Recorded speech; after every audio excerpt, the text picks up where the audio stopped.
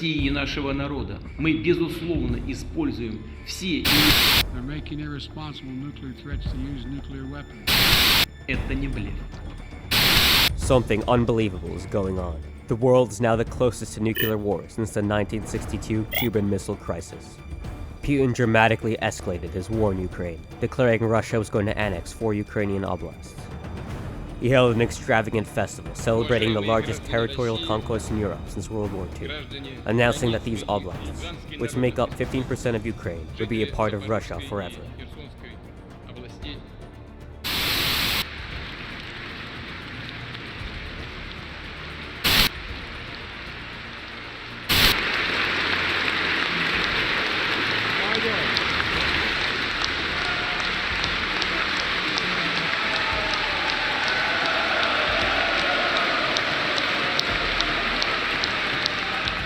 Shortly before that, one of Putin's right-hand men, Dmitry Medvedev, stated that if Russia's territorial integrity was threatened, Russia could deploy any weapons to defend its land, and had the right to use nuclear weapons if necessary.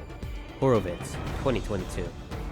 Both Medvedev and Putin have claimed that their nuclear threats are not a bluff.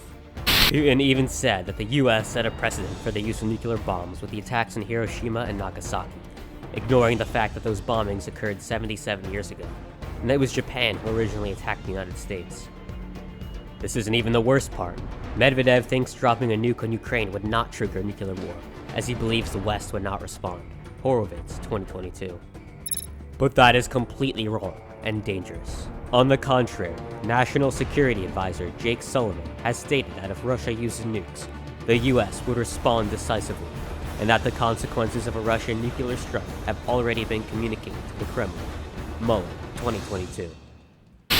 David Petraeus, a former CIA director and retired general, while speaking to ABC News, predicted that such a response would result in a NATO effort that would take out every Russian conventional force that we can see and identify on the battlefield in Ukraine, and also in Crimea and every ship in the Black Sea.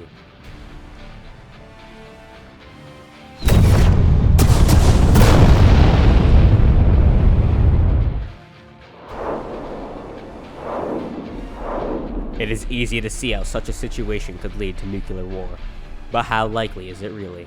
First of all, nukes are a last resort. A Ukrainian attack on Russian territory will not by itself trigger a nuclear retaliation. Evidence of this can be seen in the Ukraine strikes on Belgorod and the recent destruction of the Kerch Bridge in Crimea, a region which basically is the same status as the newly annexed oblasts within Russia. Based on this, a Ukrainian offensive that results in a single humiliating Russian defeat will not trigger nuclear war. If Russian troops surrender en masse in Kherson, for example, nuclear war will probably not start. However, if the combined result of all Ukraine's offensives is the rapid collapse of the entire Russian military in Ukraine, then Putin's regime could unravel. Hardliners could see the military failure as reason to overthrow Putin and double down. Anti-war officials could seize the moment to end the regime. We already saw a hint of what may happen in that scenario after Russia retreated from Kharkiv Oblast. When that happened, many municipal officials from Moscow released a public statement calling on Putin to resign. Radio Free Europe, 2022. Now, imagine the fallout that would ensue if Russian forces rapidly retreated from all of southern Ukraine and Donbass, just like they did in Kharkiv, with their grip on Crimea seemingly shallow as well. The pressure on Putin would be enormous. Now, you may be wondering, surely, if Russia was thinking rationally, they know the nuclear option would only make things worse. But it is not Russia that is making this decision, it is Putin. And not only is he an incredibly irrational actor, but from his standpoint, if he loses this war, he will be overthrown. And if Putin is overthrown, he will certainly be tried and serve the death penalty. With this in mind, using nukes as a last-ditch effort to save his own skin makes perfect sense. Before we go on, we must distinguish strategic nuclear weapons from tactical nuclear weapons. Tactical nuclear weapons, according to the NATO glossary, are meant to engage targets in the battlefield. They have a range of 300 kilometers and are smaller in explosive yield than strategic nuclear weapons. Strategic nuclear weapons, on the other hand, are the apocalyptic city destroyers that can fly across the world. If Putin decides to use nukes on the battlefield, they would be tactical nuclear weapons, designed to destroy Ukrainian forces on the battlefield. If he decides to do this, the preparations would be obvious. The West will know it is happening. According to the Times of Israel, the United States would almost certainly discover ahead of time if Russia was preparing a nuclear strike on Ukraine, and Moscow might very well want it known. Handley, 2022. Basically, Russia will want it to be obvious that they are preparing for a nuclear strike, because such preparations may scare Western powers into concessions. In fact, evidence has already emerged that Russia is attempting to convince the West that it is serious about nukes. Recently, a video emerged of a train carrying equipment belonging to a secretive Russian nuclear weapons unit. The video could be fake, or staged by the Russian government to scare Ukraine and the West. Konrad Muzeka, who is an aerospace and defense consultant focused on Russia and Belarus, said, "Such videos are never released by chance. I'm 100% sure that there was a purpose behind posting or releasing such a video. If Russia's military position continues to falter in the next few weeks, Putin is likely to release more evidence of nuclear preparations in the hopes of forcing Ukraine to the negotiation table. Even if these nuclear threats succeed at bringing Ukraine to negotiations, they're unlikely to succeed in bringing about a peace deal favorable to Russia. There is no reason to believe that Russia will honor any peace agreement and not use the 5 years of peace to rebuild their army for another invasion. Furthermore, Ukrainians do not want to give concessions to a dictator who has committed genocide against them, especially when they are on the cusp of victory. Many people in Ukraine, Europe, and throughout the West hold the belief that nothing short of completely defeating Putin will deter future invasions. Other than overthrowing Putin before nukes are fired, or Ukraine gradually liberating their territory, not much can be done to avoid a nuclear escalation. Zelensky has stated he will only negotiate with Russia once Putin is gone. But, for now, Putin is in power, and because of that, nuclear war is a real possibility. Ukraine and the West are taking this threat seriously. In Kiev, the city is already preparing for a nuclear strike. The government is distributing potassium iodine pills to evacuation centers, which counteract the effects of radiation. Mueller, 2022. Furthermore, the United States purchased $290 million worth of a drug that combats radiation sickness, though it is unclear whether this was related to the war in Ukraine. Lovelace, 2022. The worst case scenario is now a very likely possibility. How might nuclear war start? Within the next few weeks or months, Ukraine makes huge gains, threatening a complete defeat of the entire Russian army. Putin gives the order for Russia to begin very obvious nuclear preparations, which the West notices. He gives a speech stating that he will use nuclear weapons within the next few days unless Ukraine surrenders. Ukraine decides to negotiate, but the negotiations inevitably fall through, because Russia's demands will be imperialistic nonsense, and no one can trust them to keep the peace. Russia then fires a tactical nuclear weapon at Ukraine's advancing forces.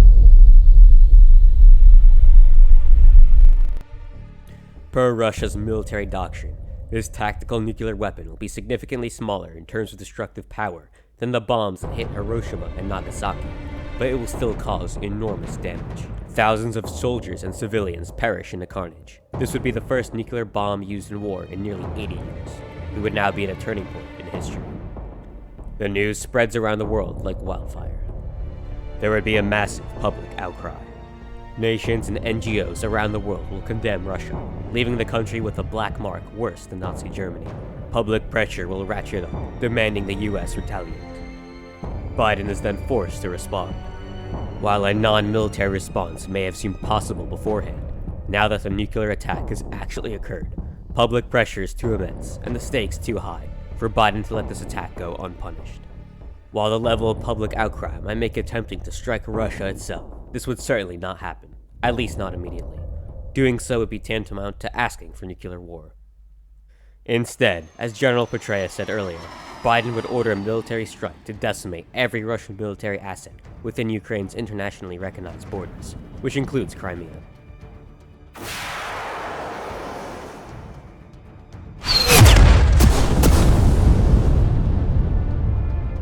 In my opinion, the success of such a strike is irrelevant.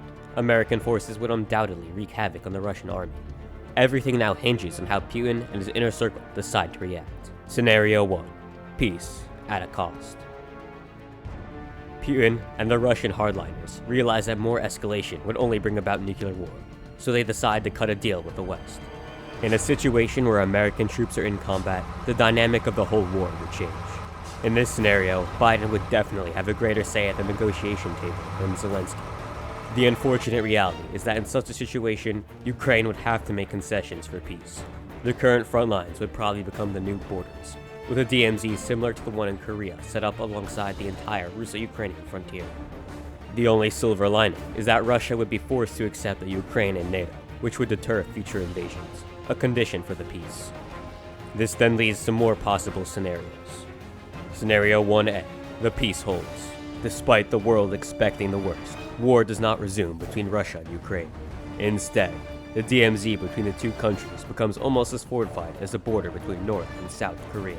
Putin remains in power for now, and there is no hope of prosecuting Russian war criminals as long as that is the case. However, both Putin and Russia are dramatically weakened, potentially giving pro-democracy movements within the nation a perfect opportunity to flourish.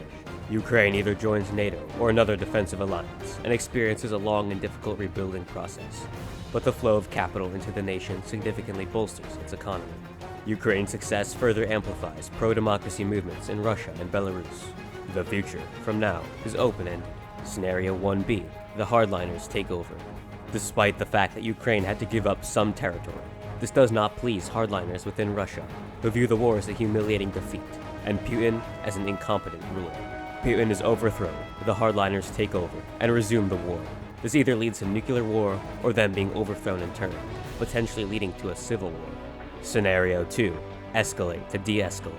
Peace negotiations fall through as Putin rejects the idea of Ukraine being in a Western defensive alliance. He doubles down on the war, ordering strikes on NATO territory.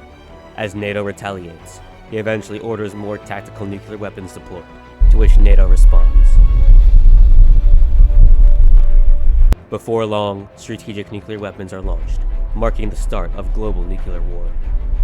Let's say Putin realizes that a full-blown nuclear war is inevitable, and decides to unleash every nuclear weapon in his arsenal. Since Russia is striking first, NATO will have less of an ability to take out Russia's nuclear forces. This scenario would see maximum destruction in both the US and Europe. This map by FEMA, created in the early 1990s, shows the likely targets of a Russian first strike. Many nukes would target areas in Montana, where the US bases much of its nuclear forces, in an attempt to limit America's ability to retaliate. This map assumes 2,000 warheads would hit the United States. However, Russia only has 1,588 nukes capable of doing so. Nevertheless, this is enough to target the US's nuclear forces and many major cities in both Europe and the continental United States.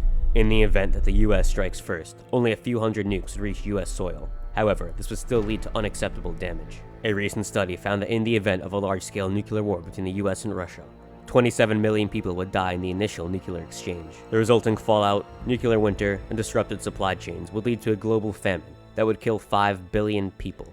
Chia et al., 2022. This would basically result in the collapse of human civilization. Leaders from both Russia and the West understand this, which is why even if a Russian tactical nuke is detonated and American forces react, there would undoubtedly be a diplomatic solution found almost immediately. It would likely involve secret American concessions, like in the deal that ended the Cuban Missile Crisis. In any case, let's hope the situation does not come to that.